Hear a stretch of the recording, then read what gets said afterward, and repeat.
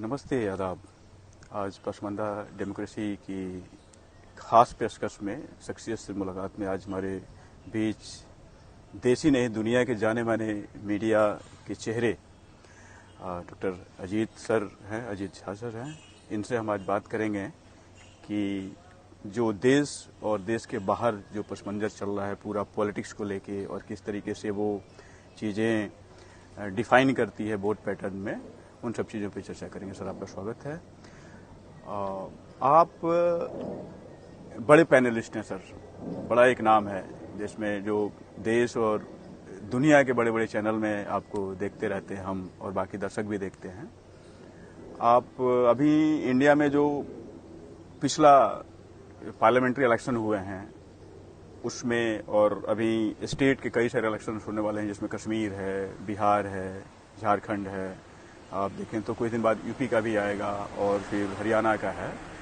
तो इसमें जो वोट बैंक को लेके अलग अलग राजनीतिक दलों का अपना एक ये कहा जाए कि उनका जो एक एजेंडा रहता है या फिर वो इन चीज़ों को देखते हैं। और कई बार होता है कि जो सोशल इंजीनियरिंग जिसे कहा जाता है या सामाजिक न्याय के पहलुओं को वो लोग दरकिनार कर देते हैं। और उस समय में होता है जब एक तरफ हिंदू समाज के अंदर सामाजिक न्याय की बात को प्रमुखता दी जाती है, लेकिन मुस्लिम समाज के सामाजिक न्याय को उसमें कहीं जगह नहीं दी जाती है। इसको आप किस रूप में देखते हैं सर? इस सबसे बड़ा जो मिथ है वोटिंग बिहेवियर में, सबसे बड़ा मिथ मेरे अनुसार वो है जिसको अंग्रेजी में हम लोग कहते हैं myth of the Muslim vote bank. ये जो एक धारणा बना हुआ है, एक नैरेटिव भी बना हुआ है, और चुनाव के समय देखोगे उस पर बहुत ढेर आर्टिकल आता है, और वो है कि जो मुसलमान है, जो अल्पसंख्यक हैं, वो सब एक ही साथ एक ही तरह का वोट करते, मतलब उनका वोटिंग प्रेफरेंस एक ही तरफ का है। ये बिल्कुल सबसे बड़ा मिथ है। इसको मैं आज से नहीं, करीब करीब समझ जाओ कि 1988 जब मैं अमेरिका में गया पीएचडी करने, तो तब से मैं इसको स्टडी कर रहा हूं। Not only Muslim voting behaviour, Hindu voting behaviour, Dalit voting, Hindu में अलग अलग जैसे Dalit voting behaviour, OBC, upper caste. तो मैंने देखा कि आज तक एक चुनाव मुझे कोई दिखा दे जिसमें कि एंटायर अल्पसंख्यक एक तरफ वोट दिए, तो मैं मान जाऊंगा कि मैं गलत कह रहा हूं। आज तक कोई चुनाव ऐसा नहीं हुआ है। सबसे बढ़िया एग्जाम्पल है, सबसे हाईएस्ट यदि मुस्लिम यूनिटी देखा गया है लोकसभा चुनाव में 2014, 2019 और 2024 को ले जो अभी खत्म हुआ, तो सबसे ज्यादा यूनिटी था 2024 में। फिर भी देखोगे कि अलग अलग जो सेक्शंस हैं मुस्लिम्स के बीच, वो अलग अलग तरह से अलग अलग पार्टियों को वोट दिए हैं, डिपेंडिंग कहां पर वोटिंग हो रहा है। तो पहली बात तो ये है। दूसरी बात, ऐसा क्यों है? तो मेरा मानना है कि जो भारत का, मैं तो कहूंगा 95%, 96% जो मुस्लिम्स है वो कन्वर्ट हैं हिंदुइज्म से। कहीं कहीं पर छोटे छोटे एरियाज में देखोगे ट्राइबल कन्वर्ट्स हैं, क्रिश्चियन कन्वर्ट्स हैं, वो सारे किसी ना किसी पॉइंट पर कन्वर्ट थे। एमजे अकबर को लिया जाए, very well known editor of Sunday, editor of telegraph. उनके जो दादा थे वो हिंदू थे, वो खुद लिखे हुए हैं उसके बारे में। कोई भी परिवार का यदि रूट्स ट्रेस किया जाए तो वो तो कहीं ना कहीं कन्वर्जन हुआ। अच्छा, जब कन्वर्जन हुआ तो उसमें क्या है कि वो अलग अलग जाति से आए। तो आज भी एक ब्रॉड यदि कैटेगराइजेशन करोगे मुस्लिम्स के बीच, तो अजलफ और अशरफ दो भाग में तो पहले डिवाइड कर दो, और उसके बाद ऊपर में भाई कौन है ये अपर कास्ट मुस्लिम्स कौन है, तो ये बेसिकली जो है बहुत सारे जो बाहर से आए, जैसे कि ब्रॉडली मिडिल ईस्ट रखिए, अफगानिस्तान वगैरह, तो उसमें जो बहुत एलीट वर्ग के थे तो वो उसमें आ गए। पठान्स फॉर एग्जांपल उसमें आ जाते हैं, या और भी बहुत सारे कम्युनिटी, सैयद आ जाते हैं उसमें, और भी शेख्स आ जाते हैं उसमें। और बाकी जो मेजॉरिटी मुस्लिम्स है तो वो पसमंदा मुस्लिम्स, अंसारी मुस्लिम्स, है ना, जुलाहा जिसको कहते हैं, कबीर जो थे, तो वो इतना ज्यादा छोटा कम्युनिटीज में बटा हुआ है। मतलब उसका पूरा एक लाइन हम दे सकते हैं कि इस इलाके का मुस्लिम्स को ये बोला जाता है, उस इलाके का मुस्लिम्स को ये बोला जाता है।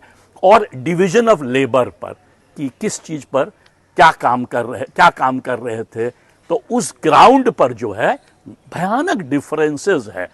अब चक्कर है क्या कि एक लाइन में यदि मुझे बोलना हो कि कहां है डिवीजन, दिखाइए तो पॉलिटिकली, तो मैं कहूंगा उत्तर प्रदेश ले लीजिए। उत्तर प्रदेश में आज तक कोई चुनाव नहीं हुआ है, जब से मैं इलेक्शन स्टडी कर रहा हूं, जहां 2/3 मुस्लिम मूव किए हैं टुवर्ड्स समाजवादी पार्टी, 1/3 मायावती, एक सेक्शन उसमें से कह सकते हैं कि कांग्रेस को भी। और यदि लखनऊ का देखोगे वोटिंग बिहेवियर, तो जो शिया और सुन्नी होते हैं, तो शिया जो हैं वो बीजेपी को वोट देते हैं। तो कहां है मुस्लिम वोटिंग, कहां एक तरफ हो रहा है? एक एग्जांपल दे रहा हूं। वही हाल है यदि बिहार को देखोगे, जहां चुनाव अभी होने वाला है 1 साल में, है कि नहीं। नॉर्थ बिहार जो है, जहां से मैं आता हूं, मधुबनी, वो पूरा इलाका जो है मिथिलांचल का, वहां पर एवरेज जो है वो करीब करीब मैं कहूंगा 25 से 30% मुस्लिम्स हैं। और यदि सीमांचल के तरफ चले जाओ तो वहां पर बहुत क्षेत्र में, बहुत कॉन्स्टिट्यूएंसी में 60-65% मुस्लिम्स होते हैं। एक हैरी ब्लेयर थे, एंथ्रोपोलॉजिस्ट, उनका ब्रिलियंट काम था मुस्लिम वोटिंग बिहेवियर पर, अमेरिका के थे हैरी ब्लेयर, उनका पीएचडी थीसिस था। तो उनका एक बहुत इंटरेस्टिंग एनालिसिस है, वो बिहार पर स्टडी किए, उनका पीएचडी था बिहार पर मुस्लिम वोटिंग बिहेवियर। तो हैरी ब्लेयर ने कहा कि यदि ब्रॉड कैटेगराइजेशन करना हो, मतलब वो माने कि पहले तो वो बोले कि मुस्लिम्स हर तरह से वोट करते हैं अलग अलग से, पर उसमें क्या पैटर्न है? तो उन्होंने कहा हाँ एक पैटर्न है। उनको लगा, वो जो स्टडी किए जो चुनाव, और वो आज भी मेरे अनुसार बड़ा बेस्ट पैटर्न वही माना जाता है, हैरी ब्लेयर पैटर्न। वो क्या था? वो बोले कि वो डिपेंड करता है कि मुसलमानों का जनसंख्या उस कॉन्स्टिट्यूएंसी में, लोकसभा हो या असेंबली हो, वो कितना है, तादाद उनका कितना है। तो उनका कहना था कि यदि वो 10% से नीचे हैं, और 10 मैंने आर्टिफिशियल डिवाइड किए, कहीं कहीं पर 12-13% से नीचे, कहीं 9% से नीचे, तो ब्रॉडली वो बोले कि यदि 10% के नीचे है तो जैसे हिंदू वोट करते हैं वैसे मुसलमान भी वोट करते हैं। यदि 10 और 30 के बीच है, जैसे कि मिथिलांचल में, तब उन्होंने कहा कि उनका वोटिंग बिहेवियर होता है कि हम कौन सा पार्टी है जो हमारे लिए काम करेगा। तो पहले कांग्रेस करता था तो कांग्रेस के लिए, बाद समाजवादी पार्टी आ गया यूपी में, तो सारे कांग्रेस को छोड़ के उधर चले गए। अच्छा, उसके बाद उसमें भी डिवीजन उन्होंने कहा कि जैसे मैंने कहा कि उसमें 1/3 बहुजन समाज पार्टी और 2/3 समाजवादी पार्टी। और फिर उन्होंने कहा यदि 30-35% के ऊपर तादाद है, तब क्या होता है कि सारे राजनीतिक पार्टी उस क्षेत्र में मुसलमान कैंडिडेट खड़ा कर देते हैं। तब उन्होंने कहा कि मुस्लिम्स का ज्यादातर रुझान होता है जो सबसे टॉलेस्ट मुस्लिम लीडर हो। तो बिल्कुल अलग अलग पैटर्न आ गया ना।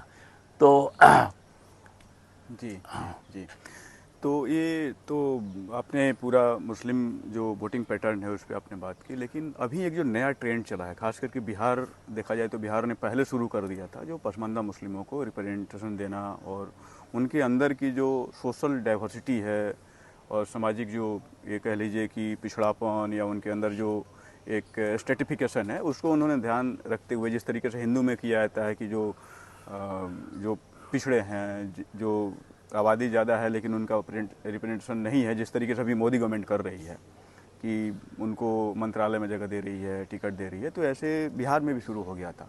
लेकिन ये चीज़ें नेशनल स्तर पे खास करके भारतीय राजनीति में देखने को नहीं मिलता है। इसको आप किस रूप में देखते हैं सर?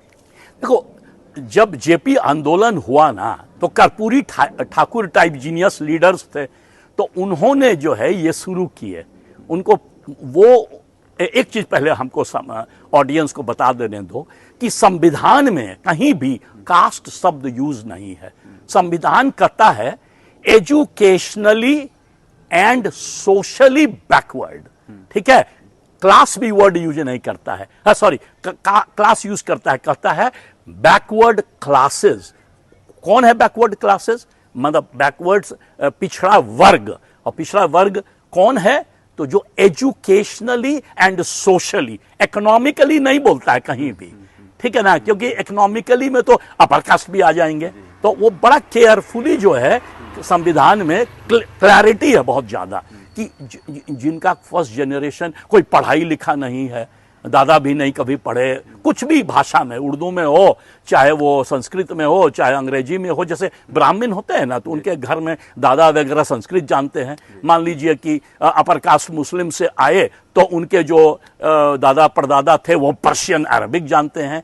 क्रिश्चियंस हैं या सो कॉल्ड अपर क्लास इंडियंस हैं तो उनकी अंग्रेजी बड़ी अच्छी होती है, अंग्रेजी स्कूल में गए हैं, पिताजी भी, मान लीजिए पिताजी डॉक्टर हैं, इंजीनियर हैं।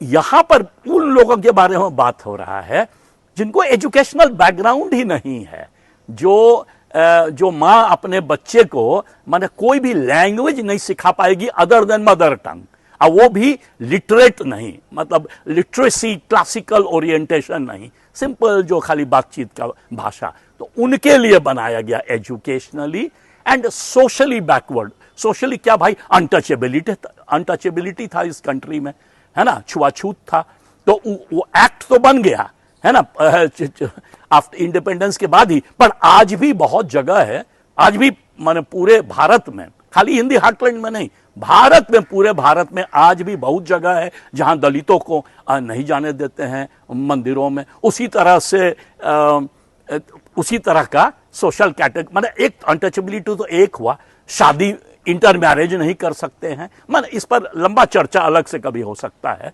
तो इसको टारगेट करने के लिए, टारगेट मतलब पॉजिटिव टारगेटिंग, कि उनको दिया जाए रिजर्वेशन, तो उसमें तो ऐसा नहीं है कि खाली हिंदू, है ना, तो उसमें है कि कैटेगराइजेशन में जो पसबंदा समाज है वो इतना वो गरीब रहा। जैसे कि दलितों में ले लिया जाए मुसहर, मुसहर जो है हमारे भी गांव में जब हम जाते हैं तो हम देखते हैं कि, क्योंकि सब जानते हैं मेरे गांव में कि अरे इनका थोड़ा विचारधारा अलग है, तो हम यदि चलेंगे, हम कभी कभी लाठी लेके चलते हैं कि वो कोई बैल वैल आ जाएगा तो वो सब मुसहर सब मेरे पीछे आएगा, अजित बाबू हम वहां के संगे चलाओ, तो वो सब बोलता है हमको। अब जब हम घर लौट के आते हैं, भैया क्या आप जा रहे हैं ये सब मुसहर सब लोग के साथ, तो हम क्या कितना मजा आता है। नहीं, वो सब इतना प्यार से हमसे बात करता है क्योंकि वो जानता है कि ये सब में विश्वास नहीं करते हैं। तो वो जो समाज है, जो जिधर उनका जो इलाका है मुसहर का इलाका, उसमें जाते ही नहीं है, अपर कास्ट ही नहीं, ओबीसी वाले भी नहीं जाते हैं। जैसे धानुक है ना, वो नहीं जाएगा मुसहर के इलाके में। तो ये जो है ना, इस तरह का जो माने इतना माने 75-76 साल इंडिपेंडेंस का हो गया और हम लोग माने इस तरह का अनटचेबिलिटी कर सकता है, बट सोशली है, आप जो है उसके साथ बैठ के एक डिनर टेबल पे नहीं खाते हैं। जब मैं मिडिल ईस्ट में, मैं 11-12 साल था मिडिल ईस्ट में, तो मिडिल ईस्ट में जो मुझे सबसे अच्छा लगा, इस्लाम में बहुत बड़ा, बहुत माने इस जो मुस्लिम्स है दुनिया के, अरब्स फॉर एग्जांपल, उनके बीच में भी बहुत सारा नेगेटिव है जिसके बारे में हम बात कर सकते हैं, जैसे कि जेंडर इनइक्वालिटी वहां बहुत हाई है। बट वहां पर देखोगे जब पार्टी होता है तो कंपनी का सीईओ, मैं था संपादक वहां का, तो मैं और जो ड्राइवर है, जो खलासी है, सब एक साथ बैठ के खाना खाते हैं। वो लोग तो जॉइंट खाते हैं ना, तो टेबल के ऊपर डाल दिया खाना और सब लोग एक साथ खाते हैं। तो मैंने देखा, मैंने अमेरिका में देखा था, इंग्लैंड में देखा था जहां मैं स्टूडेंट था, बट ये मैं कभी नहीं देखा था। मैं सोचा कि एशिया में इनइक्वालिटी है, हम लोग के बीच कहां होता है। हम लोग के यहाँ पार्टी में हम लोग कहां बुलाते हैं अपने वर्कर्स को भी, मुसहर्स को भी, मान लो पासवान्स को भी, हर कास्ट को, दलित हो, धोबी हो, अपर कास्ट हो, एक साथ बैठ के हम लोग कहां खाते हैं। पहले पंक्ति में खाली ब्राह्मण खाएंगे, उसके बाद दूसरा कोई खाएंगे। ये जो है ना कैटेगराइजेशन कास्ट का, इसको तो खत्म करना चाहिए ना, नहीं तो समाज बदलेगा नहीं। इक्वालिटी जो है, जो संविधान हमें दिया है है ना, पॉलिटिकल इक्वालिटी, इकोनॉमिक इक्वालिटी भूल जाइए, ठीक है भाई, अंबानी अडानी धनी के हम गरीब हैं, but political equality, one man one vote, वो तो दे दिया गया, बट हम एक दूसरे दोनों सिटीजन हैं, हम में डिफरेंस नहीं होना चाहिए। जैसे कि वेस्ट में ये जो इंटायर डेमोक्रेसी का जो कंसेप्शन है वेस्ट में, कि पॉलिटिकल इक्वालिटी बहुत पहला चीज बहुत जरूरी है, तो वो जो है ना उसको खत्म करने के लिए ये संविधान में प्रावधान है कि एजुकेशनली एंड सोशली बैकवर्ड को रिजर्वेशन दिया जाए। किसमें रिजर्वेशन? तो पहला है कि वोटिंग में रिजर्वेशन, तो देखते होंगे स्पेशल कॉन्स्टिट्यूएंसी होता है ना, दलित्स के लिए स्पेशल कॉन्स्टिट्यूएंसी होता है। Let me point out, constituent assembly debate पर जब डिबेट हो रहा था तो उस समय सेपरेट इलेक्टोरेट था मुसलमानों के लिए भी। उसको जब ये पार्टीशन हुआ ना, तो पार्टीशन जो है हमारा सारा रैशनैलिटी को खत्म कर दिया। इतने लोग मरे, पाकिस्तान क्रिएट हुआ, ईस्ट पाकिस्तान, वेस्ट पाकिस्तान, और ये जो है हमारे पूरे इतिहास का समझो कि सबसे जो एक तरह का हम कहेंगे एक भयावह चित्र, मिलियंस मरे ना पार्टीशन में, उस कारण इसको हटा दिया गया। यदि कॉन्स्टिट्यूएंट असेंबली डिबेट पढ़ोगे तो उस पर भयानक डिबेट है, कैसे कैसे शुरू में जो है था और कैसे कैसे हटा। तो इससे क्या हुआ कि रिप्रेजेंटेशन, मुस्लिम रिप्रेजेंटेशन कम हो गया। उनका जितना पॉपुलेशन है उसके प्रपोर्शन में उनको रिप्रेजेंटेशन नहीं मिला। बीच में मैं रोकना चाहूँगा माफी के साथ कि इसमें रिप्रेजेंटेशन जो हम लोग बात शुरू में ही किए थे कि एक माइनॉरिटी के नाम पे जो पॉलिटिक्स होती है उसके अंदर का जो सोशल जस्टिस है उसको निगेट कर दिया जाता है। और अभी तक जो भी पॉलिटिकल रिप्रेजेंटेशन देखने को मिलता है, चाहे वो स्टेट असेंबली में हो या पार्लियामेंट्री चुनाव में हो, तो दोनों में एक खास तबका जीत के आता है जिसको हम अशरफ कहते हैं, जिसको अपने हिंदू समाज में इसको अपर कास्ट कहते हैं।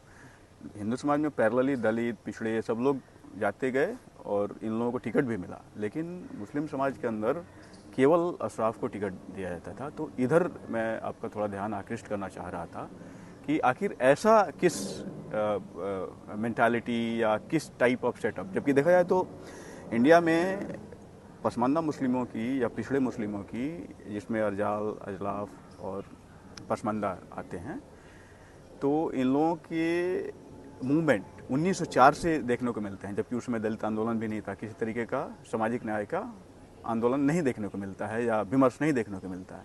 तो इतनी पुरानी जो लेगेसी रही है सामाजिक न्याय की मुस्लिमों के अंदर, उसको निगेट करते हुए और जाहिर सी बात है कि जब सामाजिक न्याय की बात होती है तो वो चीज़ों को और डेमोक्रेटाइज करता है।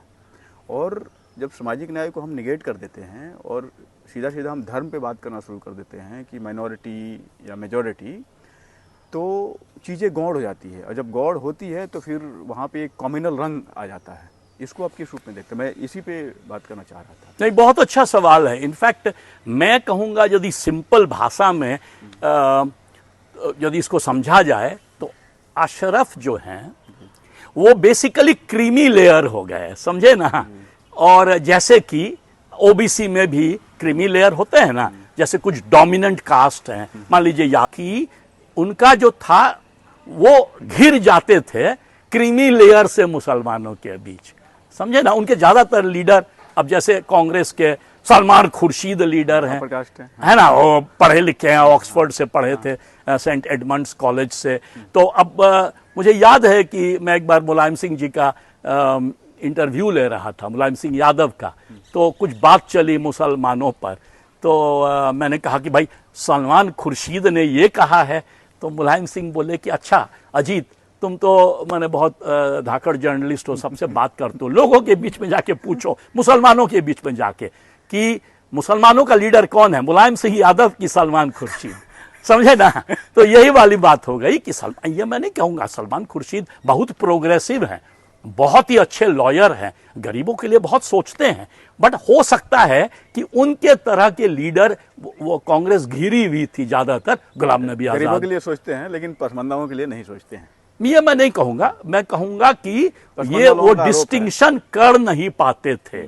मतलब जिस तरह से मुसहर के बारे में कम सोचते थे और सारा जो है क्वोटा जो है वो चला गया क्रीमी लेयर के पास, तो ये मैं मान सकता हूं। पर ये मैं नहीं कहूंगा कि कांग्रेस जान के ये करती थी, ये मतलब डिबेटेबल सब्जेक्ट कई है। लोगों का आरोप रहा है और इवन कि जब अलग अलग पसमानदा समुदाय के जो लीडर या एक्टिविस्ट जो रहते थे वो कहते भी थे कि देखिए हम तो आवाज़ तो आज़ादी के पहले से लगा रहे हैं, लेकिन हमारी हिस्सेदारी मिली ही नहीं, हमें एक्नॉलेज ही नहीं किया गया। अली अनवर साहब को तभी तो जदयू कोटे से आना पड़ा, नहीं तो उनको यदि कांग्रेस उन समय में रहती या फिर कांग्रेस जो अलाई है वो उनको मौका दे सकता था। तो ठीक है, मतलब इसको मैं फेयर मानूंगा। देखो बीजेपी के साथ है क्या, मतलब शॉर्ट आंसर देने में, कि बीजेपी का जो गवर्नेंस मॉडल है मोदी जी के समय से 2014 से, वो गवर्नेंस मॉडल में कुछ प्रोग्रेसिविज्म है ना, कि जैसे मैंने कहा कि भाई गरीबों का मकान बनाइए, ऐसा बात नहीं था, पहले भी था इंदिरा आवास योजना, पर उसको उतना बढ़िया से टारगेटिंग नहीं करते थे। अब जो है उसकी टारगेटिंग बड़ी अच्छी होती है, 3 बार जाके उसमें कुछ ऐसा कर दिया जाता है कि 3 टाइम्स उसका असेसमेंट होता है सही है कि नहीं है। उसके बाद एससी वो क्या उसको बोलते हैं, सोशो इकोनॉमिक स्टेटस वाला एक कास्ट सर्वे कराया गया, सेंसस के बेस पर नहीं था, बेस था उसका एक तरह से सर्वे ही, बट उससे जो है काफी बढ़िया से टारगेटिंग हुआ। और मैं कहूंगा कि फ्यूचर में यदि कोई नया सरकार भी आए, कांग्रेस का हो, इंडिया अलायंस का हो, किसी और का हो, तो वो इससे सीखे कि भाई टॉयलेट तो बनाइएगा ना, आप नहीं बनाए पहले तो उसके कारण सफर किए, तभी ना लोग आपको निकाल दिया। 50 साल से रूल करते थे और धर के जो निकाला उसी सब के कारण ना। तो गलतियां तो कांग्रेस गवर्नमेंट की, बट मैं ये खाली कहना चाहता हूं कि ऐसा नहीं था कि कांग्रेस का आइडियोलॉजी था कि हम पसमंदा को जान के जो है नहीं करें, ये नहीं, गलतियां हुई तो वो मानते हैं इस बात को। और अब जो है कास्ट सर्वे के लिए राहुल गांधी उछल रहे हैं। सर देखा जाए तो जिस तरीके से बीजेपी टोटल सामाजिक न्याय की बात, जैसे सबका साथ, सबका विकास, सबका साथ, इस तरीके से बात कर रही है, तो हिंदू में दलित, पिछड़े और आदिवासी की बात कर रही है, वैसे ही वो मुस्लिम के अंदर की जो डाइवर्सिटी है उसकी भी बात कर रही है, उसको भी सामने ला रही है। लेकिन इसके पैरेलल जो विपक्ष है मजबूत, जिसके बड़े नेता राहुल गांधी हैं, उनके मुंह से एक बार भी पसमानदा मुसलमानों के शब्द नहीं सुनने को मिले। एक तो कास्ट सर्वे के लिए तो पूरा है राहुल गांधी, माने जितना राहुल गांधी अभी कास्ट सर्वे को एग्रेसिवली पुश कर रहे हैं, अभी भारत में कोई नेता नहीं पुश कर रहा है, नीतीश कुमार को छोड़ के। लेकिन एक चीज और है सर, पहली बात। हाँ, दूसरी बात, अभी तो उनके हाथ में जॉब्स नहीं है, अभी तो उनके हाथ में कोई ऐसा है नहीं कि पॉलिसी डिसीजन, जब आएंगे पावर में तभी ना। अच्छा, पहले तो कांग्रेस कास्ट सर्वे का बात ही नहीं करता था। कास्ट सर्वे मुसलमानों के बीच हो या हिंदुओं के बीच हो, उसके तो खिलाफ था कांग्रेस। तो राहुल गांधी इस मामले में तो प्रोग्रेसिव है कि नीतीश कुमार से सीख लिए। तो पहले मैं ये कहूंगा कि दूसरी बात क्या है कि जब पॉलिसी लेवल पर आएंगे तब क्या करेंगे, तभी ना जाके हम कह सकते हैं। मैं इस तरफ आपका ध्यान आकृष्ट करना चाह रहा था सर कि अभी तो पॉलिसी चलिए आएगी या पॉलिसी के आधार पे आप काम करेंगे, लेकिन बहुत सारे स्टेट में इनकी गवर्नमेंट है, इवन केंद्र स्तर पे भी ये जिन चीज़ों को प्रोसीड कर रहे हैं, जो सवाल उठा रहे हैं, उसमें मुस्लिमों के अंदर की जो पिछड़ापन है, जिसको पसमंदगी कहते हैं, उस पर इनका कोई स्टेटमेंट नहीं है। नहीं, कैसे नहीं है? नहीं, इंडिया अलायंस का बहुत स्टेटमेंट है, तमिलनाडु में हुआ है, बंगाल में हुआ है, कर्नाटक में कर रहे हैं कोशिश। ऐसी बात नहीं है, कास्ट सर्वे जहां जहां भी हुआ है। देखो अभी कास्ट सर्वे का नहीं, basically cast survey is very important, remember. नहीं, कास्ट सर्वे मतलब मुसलमान कैसे जानोगे कितना पसमंदा है, कैसे जानोगे उनका इकोनॉमिक स्टेटस क्या है, सेंसस के बेस पर ना। मिश्रा कमेटी की रिपोर्ट और सच्चर कमेटी की रिपोर्ट, सच्चर कमेटी की रिपोर्ट कब आया था? कांग्रेस के जमाने में आया था। हाँ, वही ना। तो फिर तो उस आधार पे भी वो अभी भी कुछ कहने नहीं, सच्चर कमेटी के, देखो ना, बात समझने की कोशिश करो। सच्चर कमेटी की रिपोर्ट बोला कि इनइक्वालिटी है, तो कैसे जानिएगा कि कितना इनइक्वालिटी है? तो सर्वे करना पड़ेगा ना। कास्ट सर्वे सबसे इंपॉर्टेंट है। सच्चर कमेटी की रिपोर्ट, अंबेडकर भी उस जमाने में बोले ना भाई कि एजुकेशनली बैकवर्ड, सोशली बैकवर्ड, दलित वगैरह वगैरह, पर हमारे पास उसका साइंटिफिक एविडेंस नहीं था। 1930 के बाद कभी हुआ नहीं है कास्ट सर्वे। तो ये करना, पॉपुलेशन बहुत बदला है ना, माइग्रेशन हुआ है इधर से उधर से, तो कैसे जानोगे कि कौन से क्षेत्र में, कौन से डिस्ट्रिक्ट में, कौन से सब डिवीजन में, कौन से गांव में कितना पॉपुलेशन किसका है? दूसरी बात है, फर्जी सर्टिफिकेट लेके आ जाएगा। तो जब सर्वे करके साइंटिफिकली, जो बिहार मैंने इस मामले में मैं कहूंगा एक्स्ट्राऑर्डिनरी स्टेप लिया, तभी ना पता चलेगा कि पसमंदा का स्टेटस बेटर हुआ है या वर्स हुआ है। मुसहर का स्टेटस बेटर हुआ है कि वर्स हुआ है, पासवान का स्टेटस बेटर हुआ है कि वर्स हुआ है। यदि मान लो ऐसा भी हो सकता है कि दरभंगा जिले में बेटर हो गया हो, क्या कि वहां मुसलमानों का संख्या ज्यादा है, और कहीं और जो है किसी और डिस्ट्रिक्ट में बिहार के उतना नहीं हुआ हो। तो कास्ट सर्वे जो है ना, कास्ट सर्वे रिजर्वेशन से लिंक्ड नहीं है। कास्ट सर्वे डेटी, जैसे कि सोशो इकोनॉमिक सर्वे जो मोदी जी के टाइम में हुआ वो छोटा था, उसका सर्वे बेसिस था, उसका सेंसस बेसिस नहीं था। पर कास्ट सर्वे जो है डिटेल्ड क्वेश्चंस लेके एक तरह से बता देता है, माने ये एक तरह से समझो वो मिरर है, वो जो है ना वो बताता है कौन आगे बढ़ा है कौन पीछे बढ़ा है।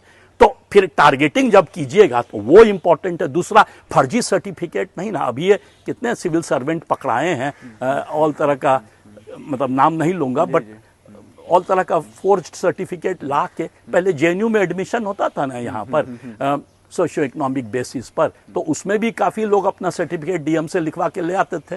तो उसको साइंटिफिक बनाना तो सबसे ज्यादा जरूरी है, और उसमें मैं कहूंगा कि राहुल गांधी ज्यादा पॉजिटिव रोल प्ले कर रहे हैं, बीजेपी नहीं कर रही है। बीजेपी पहले, अब जो है आरएसएस के लीडर्स, एक का इंटरव्यू निकला था कि हाँ अब हम लोग भी करेंगे, पर पहले तो उसके खिलाफ थी।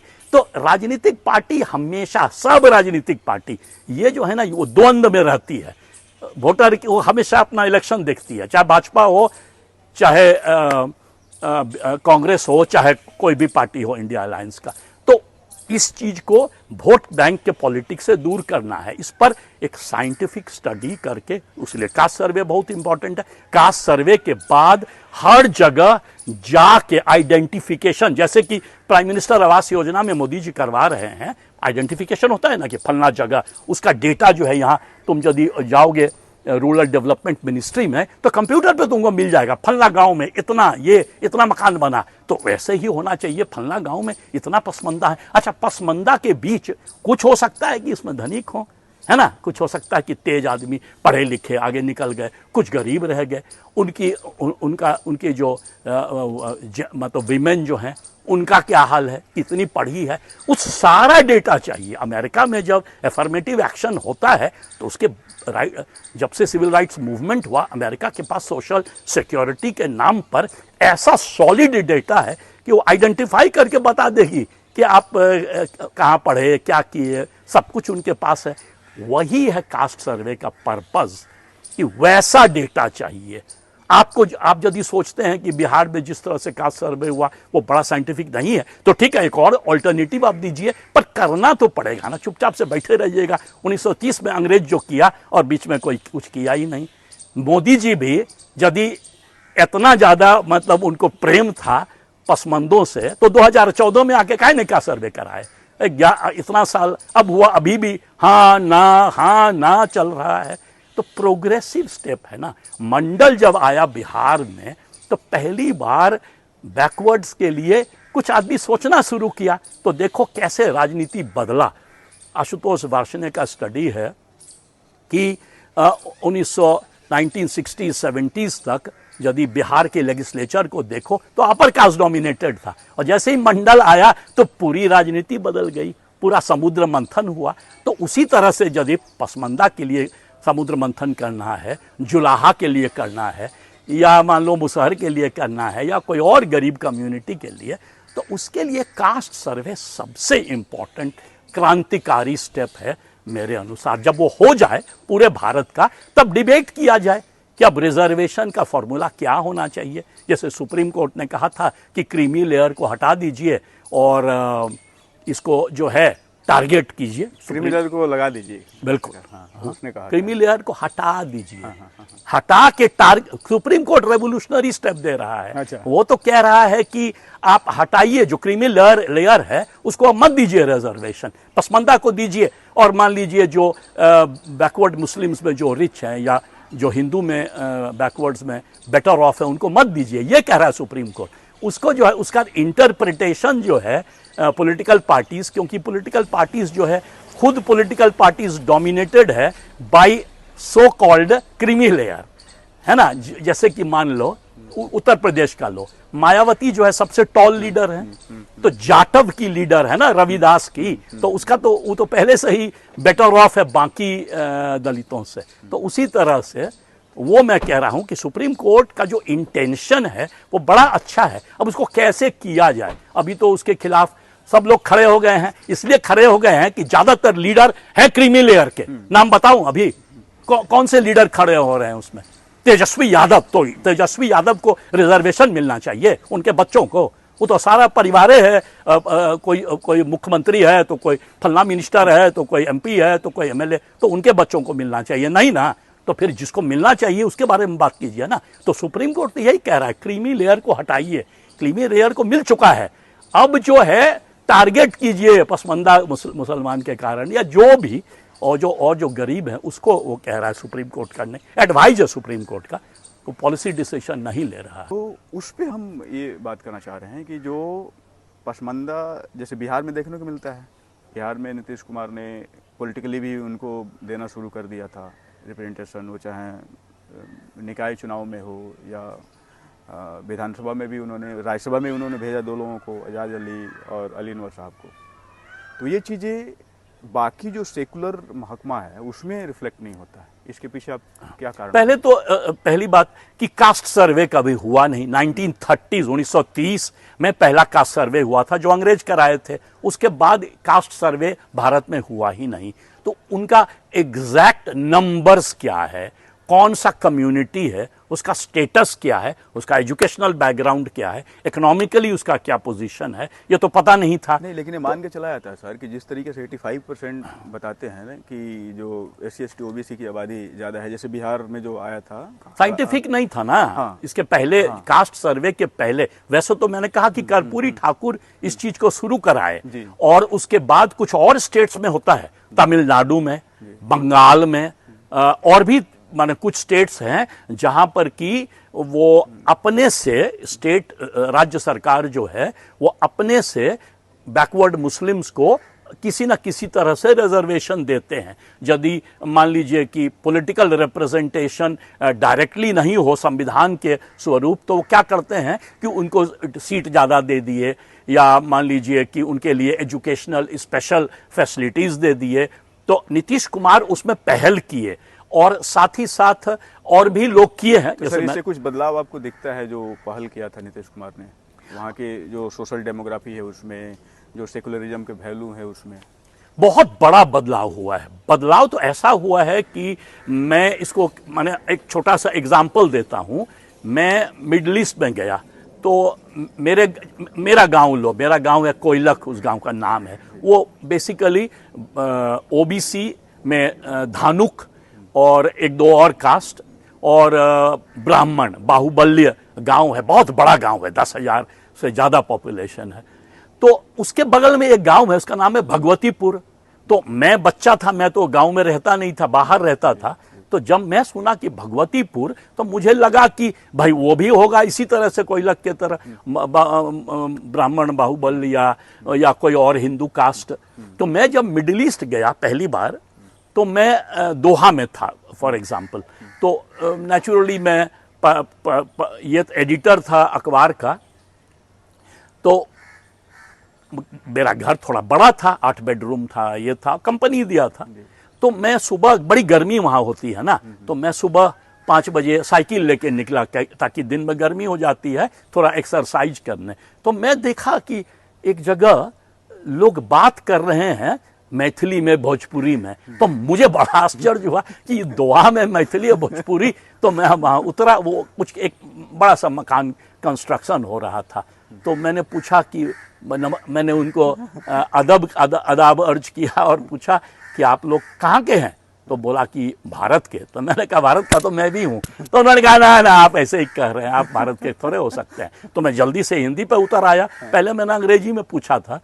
तो और मैं थोड़ा सा अरबी भी बोलता हूँ, तो मैंने पहले अरबी में भी उनको कहा था केफालक अल्हम्दुलिल्लाह वगैरह।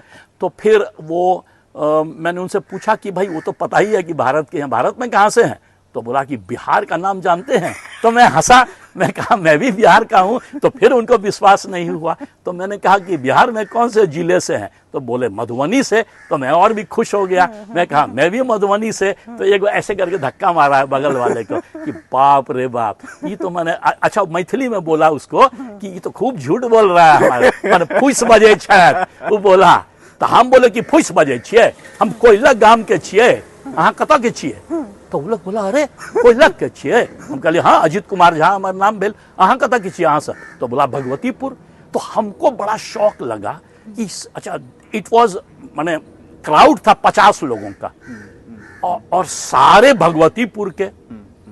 एनीवे मैं उनसे इंटरेक्शन किया, वो बोले कि सर आप तो देख के नहीं लगते हैं कि वहाँ के हैं। हम बोले अरे वहाँ पर स्पेशल लुक होता है क्या लोगों का? एनीवे तो वहाँ पर लंबा चौड़ा बात हुआ। उसके बाद मैं जब दोबारा लौटा भारत तो मैं गया, तो मैं कहा कि भाई भगवतीपुर जाऊँगा।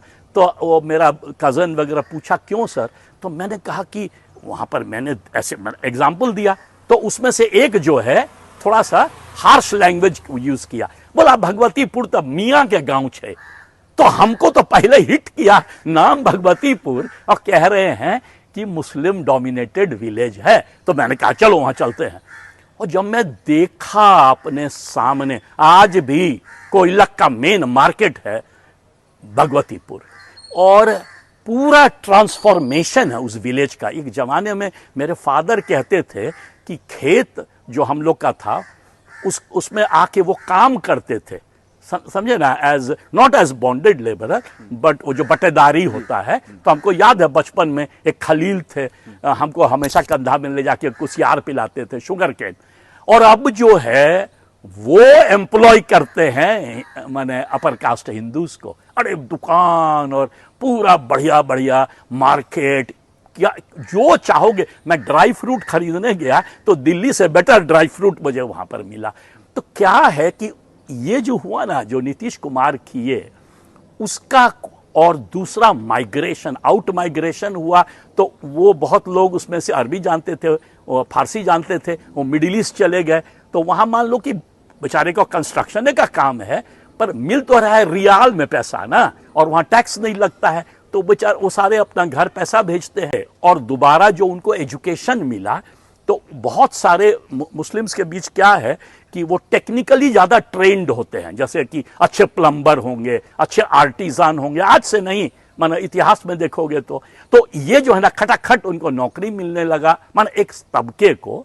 अब जो है इसका ईर्ष्या कभी कभी होता है बाकी लोगों को, यार ये सब तो खाली पेट्रो डॉलर लाता है। कोई पेट्रो डॉलर नहीं है, सारा मेहनत का पैसा जो मैं संपादक बन के वहां कमाया, और ये जो बेचारे जो है वर्किंग क्लास मिडिल ईस्ट के, बट वो पैसा बचा बचा के घर भेजते हैं, घर कंस्ट्रक्शन करते हैं। तो गजब आया है। माने I think it has prove to be the most revolutionary step जो नीतीश कुमार किए। उनके पहले भी जो थोड़ा सा बिहार में एक तरह का माहौल पहले भी था, जब लालू जी भी थे, या उससे पहले और भी लोग थे, शायद कॉन्स्टिट्यूशनली नहीं किए हों, पर पार्टी के अंदर लाते थे।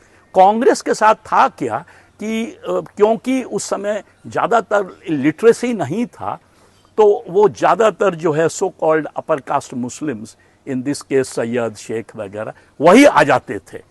अब जो है ये पूरा पलट गया है। अब देखोगे अंसारीज को, अब देखोगे पसमंदा मुसलमान को, उसमें भी जो है पुअरर सेक्शंस को, वो सब जो है अब आने लगे हैं लीडरशिप में, एजुकेशनल ट्रांसफॉर्मेशन में। मैं कहूँगा एक तरह का वर्ग बन गया है, जिसको बोलते हैं ना हम लोग आजकल यूज़ करते हैं वर्ड की एस्पिरेशनल क्लास।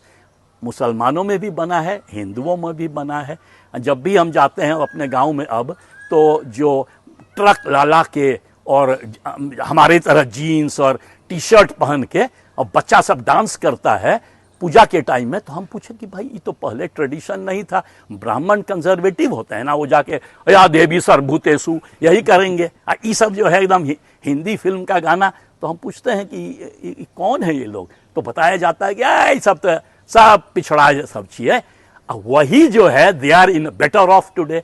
उन्हीं का घर के सामने मोटरसाइकिल या कभी कभी जीप देखोगे, उन्हीं के घर में ट्रैक्टर देखोगे। तो पूरा एक तरह का गजब चेंज आ रहा है बिहार के रूरल सिनारियो में, और वही चेंज राजनीति में राजद का देखते हो, नया लीडरशिप। पहले भी लालू जी के अंदर के टाइम में भी एक से एक लीडर थे लालू जी के टाइम में, जो उसमें से बहुत इसी क्लास के लीडरशिप को लालू जी भी आगे बढ़ाए थे। पर नीतीश कुमार जो है स्पेशल टारगेटिंग करके साइंटिफिकली किए, और अब कास्ट सर्वे करके कंट्री के लिए टेम्पलेट बना दिए हैं। मैं तो कहूंगा कि पूरे भारत को उस टेम्पलेट को अपनाना चाहिए। जब वो इंडिया गठबंधन में थे तब लोग कहता था बड़ा प्रोग्रेसिव, अब वो चले गए भाजपा की तरफ तो लोग कह देगा कहीं प्रोग्रेसिव नहीं है। वो जो है बाकी राजनीति छोड़िए, पर इस मामले में नीतीश कुमार जैसे कि लड़कियों को साइकिल देने के मामले में, उसी तरह मैं कहूंगा कि socially and educationally and economically backward Pasmanda Muslim हो, चाहे हिंदू में अति पिछड़ा हो, या दलितों में भी महादलित हो, उसको उसी का कोलिशन नीतीश कुमार खड़ा किए। और मैं कहूंगा ये देश के लिए जो है ना, ये ब्रिलियंट मॉडल है, और इसको जो है पूरे देश को लेना चाहिए, चाहे इंडिया अलायंस हो, चाहे भाजपा हो। और देखोगे उस मामले में राहुल गांधी बड़ा प्रोग्रेसिव है, कूद के कास्ट सर्वे को, जबकि पहले नीतीश कुमार 2023 2 अक्टूबर महात्मा गांधी के जन्मदिन में कास्ट सर्वे घोषित किए, पर 9 अक्टूबर 7 दिन बाद राहुल गांधी ने कहा कि ठीक है, जितने कांग्रेस रूल्ड स्टेट हैं वहां भी हम इसको अपनाएंगे।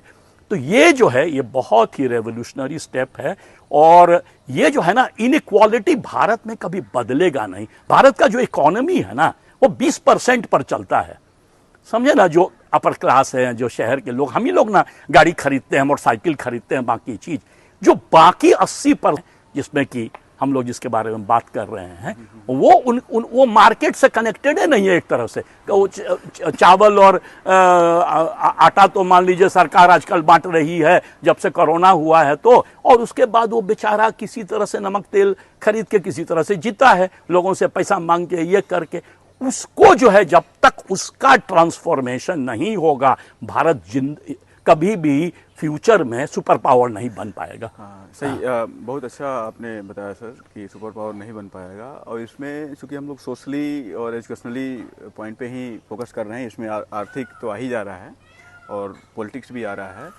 इसमें क्या है कि जैसे जो काम नीतीश कुमार ने किया मुस्लिमों के अंदर और हिंदुओं के अंदर के जो सबसे मार्जिनल सेक्शन था उसके लिए, मोदी जी ने, अब चूंकि हम आपसे ही निकला हुआ सवाल है तो इसलिए, तो मोदी जी ने भी पिछले दिनों पसमानदा की जो बात की है, तो उनको एकदम ये कह दिया है कि नहीं नहीं ये तो मुसलमानों को बांटने का काम कर रहे हैं, जबकि नीतीश कुमार ने किया तो उसको बहुत वेलकम किया गया।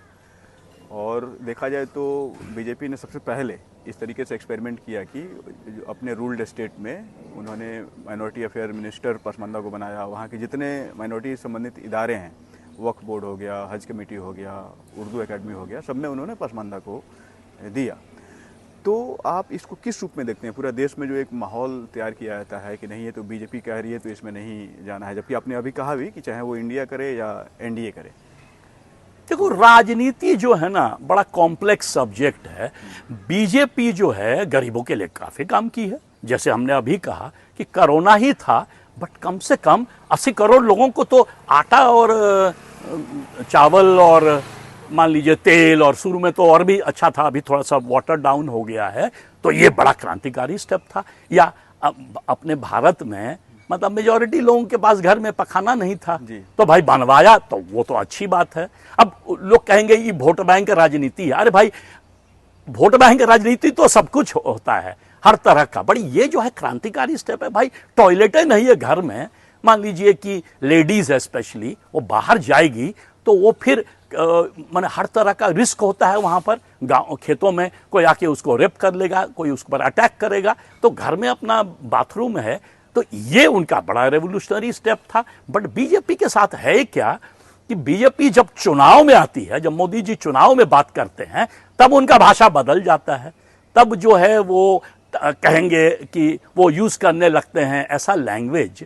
मैं एग्जाम्पल अब क्या दूं, बट उनका जो भाषा था घुसपैठी और ये वो, मैंने जो भी बात करते थे उसमें वो टारगेट करते थे माइनॉरिटीज को। काहे कि वही नहीं, मैं कहूंगा ज्यादातर बीजेपी लीडर्स, तो उसमें क्या है ना कि एक माइंडसेट जाता है कि जो भाई अल्पसंख्यक हैं वो भाजपा को वोट नहीं देते हैं ज्यादातर, उसीलिए वो एंटी नेशनल है। ये जो है ना माइंडसेट। नहीं, लेकिन सर आपको बीच में बट रोकना इकोनॉमिकली यही मैं कह रहा हूं। मेरे एक दोस्त हैं, उन्होंने अपनी भाषण में कई बार उन्होंने पसमानदा मुसलमानों का जिक्र किया, जबकि देश का कोई भी बड़ा लीडर इसके पहले पसमानदा मुसलमानों का नाम नहीं लिया था। नहीं, नीतीश कुमार तो हमेशा किया राष्ट्रीय स्तर पे। नीतीश कुमार राष्ट्रीय, तो नीतीश कुमार भी तो राष्ट्रीय ही मानोगे, 6 बार कैबिनेट रैंक मिनिस्टर थे। हाँ, मतलब वो बिहार स्तर पे ही उन्होंने इम्प्लीमेंट किया, लेकिन मोदी जी चूंकि प्रधानमंत्री रहते हुए इस बात को जब बोले तो एकाएक एक सिनारियो बदला, लोग इसके बारे में जानने लगे, सुनने लगे इसको। जिस तरीके, मैं इस संदर्भ में ये कह रहा था कि जिस तरीके से डिस्कोर्स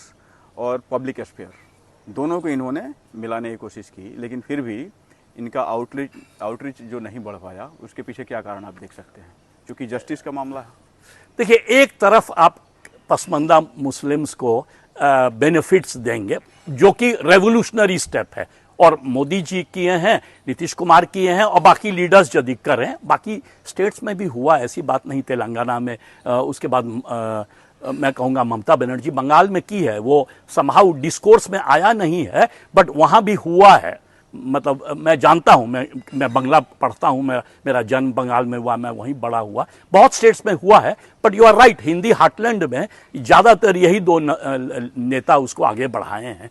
पर एक तरफ आप वो कीजिएगा, दूसरे तरफ बुलडोजर चलाइएगा, तो फिर तो आप कहाँ से आपके पास वोट आएगा? आपको तो उनको पॉलिटिकल इक्वालिटी की मैंने बात कही ना, forget the political party. Bharat में क्या पर्पस क्या है, संविधान का पर्पस क्या है? डेमोक्रेटिक इक्वालिटी, इकोनॉमिक इक्वालिटी तो बाद की बात है कि मतलब अडानी अंबानी बहुत धनिक है, हम गरीब हैं, ये जो है पाटना, ये डिफरेंस, ये भी जरूरी है। बट उसके पहले हम सब सिटीजन है ना 100% इंडिया के, तो एक दूसरे को तो पहले माने आदमी की तरह ट्रीट करेंगे ना। एक कुछ को आप जानवर की तरह ट्रीट करेंगे और कुछ को आदमी की तरह। सारी पार्टियां करती रही हैं, देखा जाए तो मुस्लिमों के साथ, मुस्लिम जो कम्युनिटी है खास करके, उसमें जो पसमानदा है वो तो यही आरोप लगाते रहा है कि इस देश में जो सेकुलर गवर्नमेंट रही तो वो भी हमारे बीच के जो लोग इलीट थे, एफ्लुएंट थे, जो अपकाश मुस्लिम थे, उनको ही केवल आगे लेके जाती थी। और बीजेपी वही कर रही है, लेकिन कम से कम इसमें हमारी हिस्सेदारी तो सुनिश्चित हो रही है, हमारे बारे में ध्यान तो दिया जा रहा है।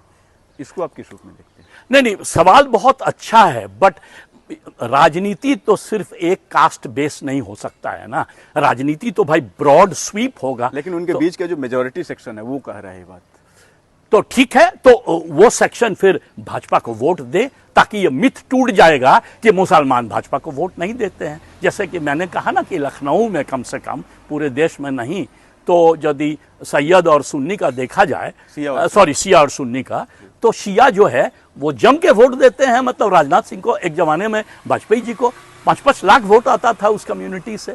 तो ठीक है, मतलब उसमें मुझे कोई एतराज नहीं है कि वोटर उसी को वोट दे जो नेता उसके लिए किया है। ये राजनीतिक पार्टी तो एक तरह से बहुत माने एक तरह से झंडा हो जाता है कि इसके नीचे उसके नीचे। पर यदि कोई नेता, वाजपेयी जी जो थे वो तो भाजपा के नेता थे, बट वो उस मामले में बड़े लिबरल थे, बड़े खुले हुए थे, उनके एक से एक एडवाइजर थे। तो अच्छा, बीजेपी भी पास्ट में प्रेसिडेंट भारत का मुसलमान थे।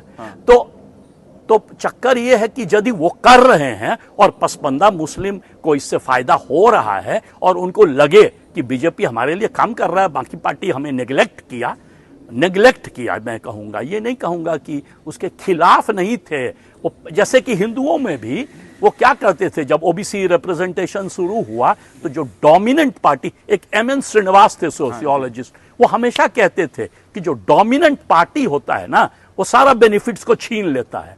तो पहले भी अपर कास्ट में जो डोमिनेंट ग्रुप्स थे, जिनके पास पैसा था भूमिहार और राजपूत लेट से बिहार में, तो वो ज़्यादा लार्जेस्ट ले लेते थे। ब्राह्मण जो है गरीब आदमी पूजा करता है, या कायस्थ जो थे वो खाली पढ़े लिखे उनका बेस था, उनके पास ज़मीन उतना नहीं था तो वो हर्ट हो जाते थे। उसी तरह से ओबीसीज में यादव्स एंड कुर्मीज ज़्यादा पढ़े लिखे हैं, उनके पास पैसा था तो वो रिजर्वेशन का फ़ायदा ज़्यादा उनको हुआ। तो उसी तरह से मैं कहूँगा कि मुसलमानों के बीच में भी जो पहले जब जिस तरह का रिप्रेजेंटेशन था, टारगेटेड रिप्रेजेंटेशन नहीं था, तो उससे क्या हुआ कि जो पठान थे, जो सैयद थे, उनको ज़्यादा फायदा हो गया, बाकी नेग्लेक्ट हो गया।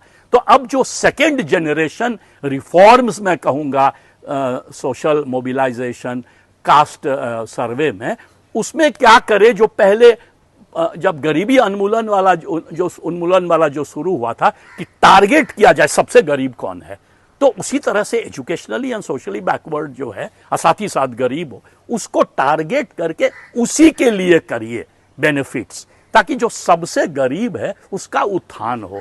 जो पहले ही ऊपर आ चुका है उसका दोबारा उत्थान करने से क्या फायदा। तो ये मैं कहूंगा कि डेलिब्रेट नहीं था। मैं कहूंगा ऐसा नहीं था कि कांग्रेस जान के करती थी। वो होता क्या था कि जो सामने आया ना, जो ज्यादा मांगा उसी को दे दिए। अच्छा, एक चीज और बहुत इंपॉर्टेंट जो मैंने अभी तक नहीं कहा, कि जितना प्रिविलेजेस, जितना बेनिफिट्स, जितना रिजर्वेशन की बात चल रही है, वो सिर्फ जॉब्स में या पढ़ाई में खाली सरकारी नौकरी में होता है, जबकि सच्चाई भारत का है कि अब तो ज्यादा प्राइवेट जॉब्स है। तो मैं कहूंगा कि जब तक कास्ट सर्वे और रिजर्वेशन को मार्केट से नहीं जोड़ा जाएगा, जब तक उसको प्राइवेट जॉब्स में नहीं लाया जाएगा, तब तक जो है ये असली रूप में ये काम नहीं कर पाएगा। क्योंकि सरकारी नौकरी का तो माने आईएएस कितना बनता है साल में, 1000 से भी कम। तो खाली आप वहीं तक रखिएगा और स्टेट सिविल सर्विस में, और आप भूल जाइएगा कि बाकी तो सारा प्राइवेट नौकरी है। तो वहां भी अच्छा, कोई कहेगा कि भाई आप कैसे करेंगे। अमेरिका का बेस्ट एग्जांपल है civil rights movement. Affirmative action है, वो इस तरह से नहीं करता है गिन गिन को। करता क्या है, एफर्मेटिव एक्शन का जो रेगुलेशन है वो है कि कोई भी अपॉइंटमेंट हुआ और यदि आपने ये प्रूव कर दिया कि 2 कैंडिडेट इक्वली कॉम्पिटेंट था, पर एक जो है वो सोशली एजुकेशनली गरीब घर से आया और उस कारण उसको नौकरी नहीं दिया गया, जो कि ज्यादातर होता है ना, जो मान लीजिए अंग्रेजी स्कूल के यहाँ अच्छा अंग्रेजी बोलते हैं, बोलने में आर्टिकुलेट है, उनको मिल गया, जबकि वो भी पीएचडी है, और दूसरा जो है उतना ही काबिल है पर थोड़ा सहमा रहता है, तो उसको नहीं मिला। और ये यदि प्रूव हो गया तो उसको धर के इमीडिएटली उस जॉब को रोक दिया जाता है। तो वैसा कानून कर दें अफर्मेटिव एक्शन, तो उससे क्या होगा कि इंटेंशन हो जाएगा कि इक्वली जो गरीब है उसको दिया जाए। और जॉन रॉल्स जो सबसे नामी पॉलिटिकल फिलोसोफर हुए अमेरिका का, उनका कहना था कि ये जो है ट्रेड ऑफ कहते हैं इसको, ये ट्रेड ऑफ में यदि सबसे गरीब जो है वर्स ऑफ कहते थे, जो वर्स ऑफ है वो यदि बेटर ऑफ हो जाए, वो अच्छा हो जाए, और उससे यदि ऐसा हो कि कुछ बेटर ऑफ थोड़ा नीचे स्लाइड भी कर जाए तो फिर भी जस्ट है। तो है कि ये चीज जो है गरीबों के लिए, पिछड़ों के लिए, अल्पसंख्यक के लिए, दलितों के लिए, ये पूरा जो है पर्पस डेमोक्रेसी का कि उनको भी उसी जगह ले आइए जिसमें सब लोग इक्वल हो जाएं। तो उसमें इक्वालिटी लाने में आपको बहुत बार कुछ कुछ पॉलिसी बनाना पड़ेगा, जिससे कि ऐसा होगा कि उनको कुछ प्रेफरेंस देना पड़ेगा। जैसे अमेरिका में आज भी है कि जो ब्लैक चिल्ड्रन होते हैं या लैटिन अमेरिकन बच्चे होते हैं, वो जब स्कूल में आते हैं तो उनकी अंग्रेजी उतनी अच्छी नहीं होती है जितना कि गोरों का।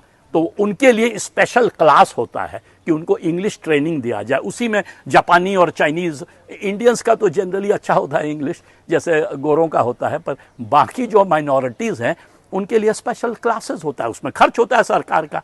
पर आइडिया है कि सबको बराबर पर लाएंगे ना। और फाइनली मैं ये कहूँगा कि इसी टारगेटिंग में एक चीज पर बहुत जोर ध्यान देना है, वो है जेंडर इक्वालिटी।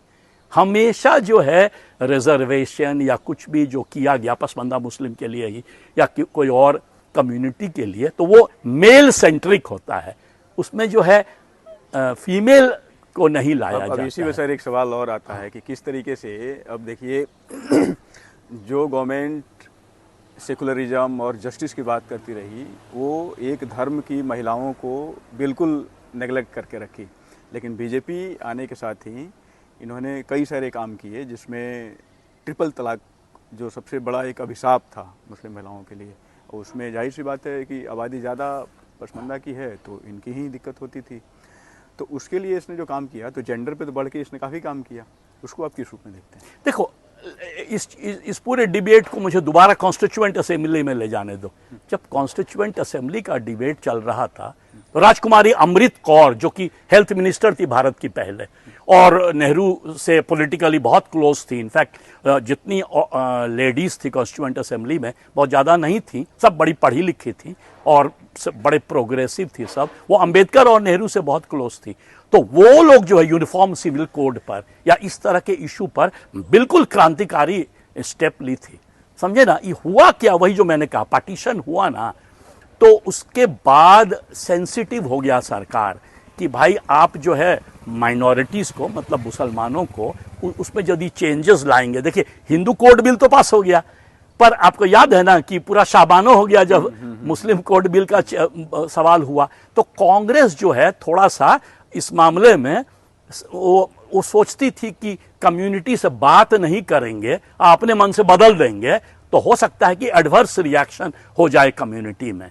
तो अब दिक्कत क्या था कि कम्युनिटी, मुस्लिम कम्युनिटी के लीडर्स कौन थे, तो वो थे ज्यादातर अशराफ तबके के लोग। अशराफ ही नहीं, वो थे ज्यादातर जो, जिसको हम लोग प्रीस्टली क्लास कहते हैं, माने जो जो जो सारे मान लो मस्जिद को कंट्रोल करते थे, वो बन जाते थे, है ना। तो अब वो कहते थे कि वो तो कंजर्वेटिव होते हैं, तो वो तो कहेंगे कि भाई 17वीं शताब्दी में जो था उसी का प्रथा चलाइए।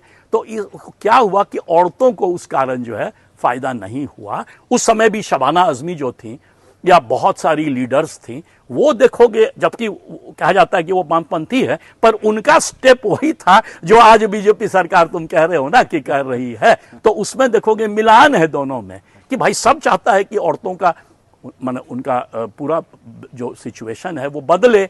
बट कांग्रेस जो है, क्योंकि उसको लगता था, उसका इंप्रेशन था कि मुसलमानों का वोट डिस्टर्ब हो जाएगा, तो उस कारण वो कहती थी कि कम्युनिटी से बात करके तब कम्युनिटी को बदला जाए, ऊपर से इम्पोज नहीं किया जाए। उसने तो बात ही नहीं किया किसी मुद्दे को लेके, वो बल्कि उनके बीच से, पसमानदा मुस्लिम लोगों के बीच से तो रिप्रेजेंटेशन ही नहीं लेके आती थी।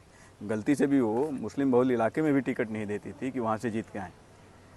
तो कैसे माना जाए कि उसकी नीयत थी कि बात किया जाए और बात करना चाहती थी? इसको इस रूप में नहीं देखा जा सकता है कि पसमानदा मुस्लिम समुदाय के जो इलीट लोग थे, जो अशराफ लोग थे, केवल उनसे ही डायलॉग करके उनके हितों को ध्यान में रख के चीज़ों को आगे प्रोसीड करती थी? तो इंटेंशनली नहीं करती थी। मतलब ये कहना हो जाएगा कि जैसे कि मैंने एग्जाम्पल दिया मुसहर का, तब मुसहर को टारगेट करके उस पर गरीबी, उसका गरीबी दूर करो, ये ना करके इन जनरल करती थी ना, तो वो मैं कहूंगा इग्नोरेंस था, जान के इंटेंशनली कभी टारगेट नहीं किया है मुझे जो मालूम है। ऑफ कोर्स कम्युनल राइट इधर उधर हुआ है और माने उसमें आप होल्ड कर सकते हो कुछ सरकारों को रिस्पॉन्सिबल। नेली मैसेकर कांग्रेस के